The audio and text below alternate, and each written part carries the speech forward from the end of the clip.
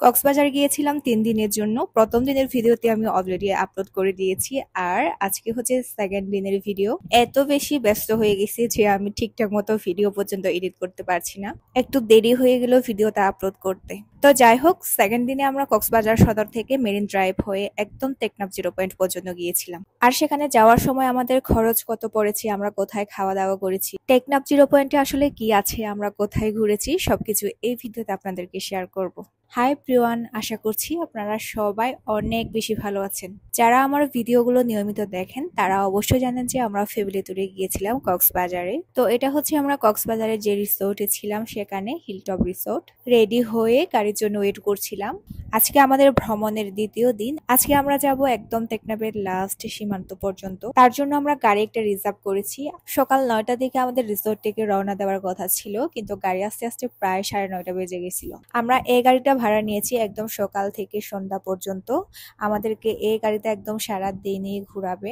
আর সারা দিনের জন্য এই গাড়িটার ভাড়া পড়েছিল 5,500 টাকা। আমরা যেহেতু অফ সিজনে গিয়েছিলাম তাই নাকি একটু কমে পেয়েছি। নর্মালি নাকি এগুলোর ভাড়া 8,000 টাকা এরকম হয়, মানে সারা দিনের জন্য। তবে একটা জিনিস মিস্টেক হয়েছে, সেটা হচ্ছে যেহেতু আমরা গাড়িটা সারা দিনের জন্য ভাড়া করেছি, আমরা মনে করেছিলাম যেদিকে ইচ্ছে আমরা সেদিকে নিয়ে যেতে পারবো, বাট বিষয়টা আসলে সেরকম ছিল না। যেহেতু সারা দিনের জন্য গাড়ি একটা রিজার্ভ করেছি, আমরা চেয়েছিলাম টেকনাফ ঘুরে আসার পরে যদি টাইম হয় আমরা আবার রামু বৌদ্ধবিহার ঘুরতে যাব। কিন্তু কথা বলার পরে বুঝতে পারলাম ওনারা শুধু একটা রোদ দিয়ে সারাটা দিন ঘুরাবে। মানে হচ্ছে আমরা যদি রামুর দিকে যাই তাহলে ওইদিকে সারা দিন ঘুরাবে, অথবা টেকনাফের দিকে গেলে টেকনাফের রোডে যা যা আছে যেগুলা দেখার আছে সেগুলা ঘুরাবে। আর এরপরে যদি আমরা রামুর দিকে যেতে চাই তাহলে এক্সট্রা পে করতে হবে। তার জন্য আমাদের কাছ থেকে 3,500 টাকা চেয়েছিল, বাট আমরা সেটা ক্যান্সেল করে দিই। আমরা এখন টেকনাফের দিকে যাচ্ছি। সমুদ্র, পাহাড় সবকিছু একসাথে দেখা হবে। যাওয়ার পথে পাতোয়ার টেকে নামলাম। এখানে আমরা কিছুক্ষণ রেস্ট নিব, কিছু নাস্তাও করব। আমরা যেহেতু অফ সিজনে গিয়েছিলাম তখন রোজার সময় ছিল, তাই মানুষ একদমই কম আর বিচগুলো ঘুরতে অনেক ভালো লাগছিল। এখানে একটা দোকানে আমরা বসে গেলাম আর দামগুলো দেখছিলাম। একটা 170 টাকা করে। আমার কাছে অনেক বেশি মনে হয়েছিল, যদিও বা খেতে চাইলে খাওয়া যায়, বাট এখান থেকে আমি একটা ডিউ নিয়ে নিই। এই গরমের মধ্যে একটু ঠান্ডা ঠান্ডা খেতে ভালোই লাগছিল। আগের বার আমি যখন কক্সবাজারে এসেছিলাম তখন মাত্র ইনানি পর্যন্ত আসা, আর এই ফার্স্ট টাইম আমি পাটোয়ার টেক পর্যন্ত আসলাম। আর এখানে এসে আমার মনে হলো পাটোয়ার টেকটা আসলে অনেক সুন্দর। কক্সবাজারে আসলে মাস্ট এটা ঘুরে যাওয়া দরকার। যেহেতু মা বাবারা সহ এসেছি তাই মনে হচ্ছে জীবনের সবচেয়ে সুন্দর সময় পার করছি, কারণ পরিবারের সাথে ভ্রমণে আলাদা একটা শান্তি আছে। যেহেতু আমরা টেকনাফের একদম লাস্ট সীমানা পর্যন্ত যাব, তাই পাটোয়ার টেক বিচে কিছুক্ষণ থাকার পরে আমরা আবার রওনা দিলাম টেকনাফের উদ্দেশ্যে। রাস্তার এক পাশে পাহাড় আর এক পাশে সমুদ্র, এগুলা দেখে দেখে আমরা যাচ্ছিলাম, ভালো লাগছিল অনেক। রোদ কিন্তু প্রচুর ছিল, তারপরেও গাড়ির স্পিডটা যেহেতু মোটামুটি ছিল তাই বাতাসের কারণে এত বেশি গরম ফিল হয়নি। এই রাস্তা দিয়ে যাওয়ার সময় যা যা দেখছি সবকিছু আমাদের জন্য নতুন, তাই আমাদের জন্য বেশ ভালো লাগছে। তবে সবকিছু আমি পুঙ্খানুপুঙ্খভাবে ভিডিও করতে পারিনি, কারণটা হচ্ছে গাড়িতে যাওয়ার সময় বাতাস ছিল আর বাতাসের কারণে মোবাইলটা ধরতে আমার অনেক বেশি অসুবিধা হচ্ছিল। তাই যতটুকু পেরেছি মাঝে মাঝে ভিডিও করে নিয়েছি। তো ফাইনালি আমরা পৌঁছে গেলাম টেকনাফ 0 পয়েন্টের একদম শেষ প্রান্তে, যেটার নাম সাবরাং বেড়িবাঁধ। এখানে পৌঁছানোর আগে আমরা সবাই অনেক কিছু ইমাজিন করেছিলাম, যেমন এখানে অনেক দোকানপাট থাকবে, আমরা এখান থেকে কিছু কেনাকাটা করব, বাট বিষয়টা সম্পূর্ণ আলাদা। এখানে বড় একটা খালি মাঠ আর সাথে 3-4টা ছোট ছোট দোকান আছে।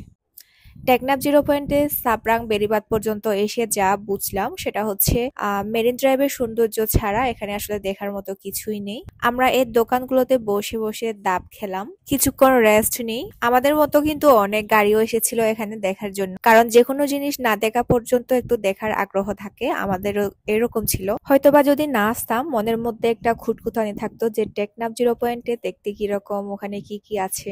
আর আসার পরে আমরা সবকিছু সশক্কে দেখে গেলাম। রোদ গরমের কারণে আমরা কিন্তু ওখানে বেশিক্ষণ থাকিনি, আমরা আবার গাড়িতে উঠে ব্যাক করছি, কারণ আসার সময় আমরা কিছু কিছু সুন্দর জায়গা দেখেছি, ওগুলাতে আমরা নেমে নেমে যাব।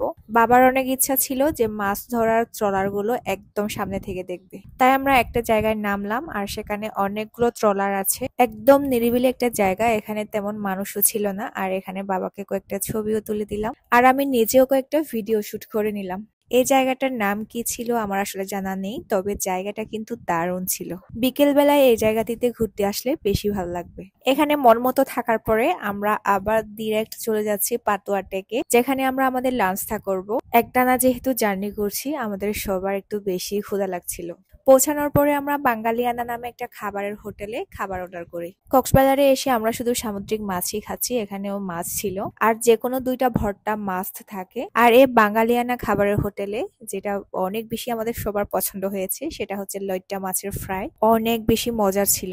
আর এখানে একটা জিনিস দেখলাম যে খাবারগুলো একদম গরম গরম রান্না করে দেওয়া হয়, তার জন্য টাইমটা একটু বেশি লাগলেও খাবারটা খেতে ভালো লাগে। দুপুরে লাঞ্চ করার পরে আমরা আবার চলে আসি লাল কাঁকড়ার বিচে।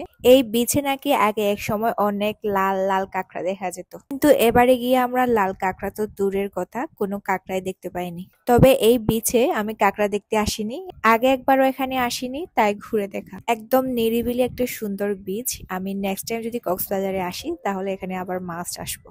আজকে সারাদিনটা আমরা খাই আর ঘোরাঘুরি করি। খিদা লাগলে দোকানে বসে নাস্তা করি, তারপর আবার ঘুরতে নেমে পড়ি, কারণ আমরা একটা নির্দিষ্ট সময়ের মধ্যে আসছি।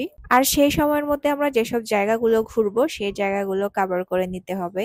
এখন আসছি প্যারাসেলিং যেখানে করে ঠিক সেখানে। মা আর বাবাকে বলে দেখেছিলাম যে প্যারাসেলিং করবে কিনা, বাট ওনাদের নাকি ভয় লাগে, ভয় লাগলে না যাওয়াই ভালো। তবে আমার একটু একটু ইচ্ছা হয়েছিল, আবার পরে ভাবলাম থাক। সেই সকালে বের হয়েছি, এখন সূর্য ডুবতে শুরু করেছে। বার্মিস মার্কেট থেকে নাকি মা বাবারা আবার কিছু বাজার করবে। আর এইদিকে সারা দিন ঘুরতে ঘুরতে আমরা সবাই বিধ্বস্ত চেহারা হয়ে গেছি। আমরা মার্কেটে গিয়ে কিছু কেনাকাটা করি, আমি সেগুলো ভিডিও করিনি কারণ একদম এনার্জি জিরো হয়ে গিয়েছিল। তারপর আবার সেই রাখাইন রেস্টুরেন্টে চলে আসি রাতের ডিনারটা করার জন্য, ফালংজি রেস্টুরেন্টে। রাতের ডিনারে ছিল শুটকি ভর্তা, দেশি হাঁসের মাংস, কচু পাতা, তারপর হচ্ছে স্কুইড। একদম পেট ভরে খাওয়ার পর আমরা রিসোর্টে চলে আসি, তারপর এক ঘুমে একদম সকাল। আমাদের দ্বিতীয় দিনের ভ্রমণের ভিডিওটা এই পর্যন্তই ছিল। ভালো লাগলে অবশ্যই লাইক, কমেন্টস এন্ড শেয়ার করে দিবেন। বাই।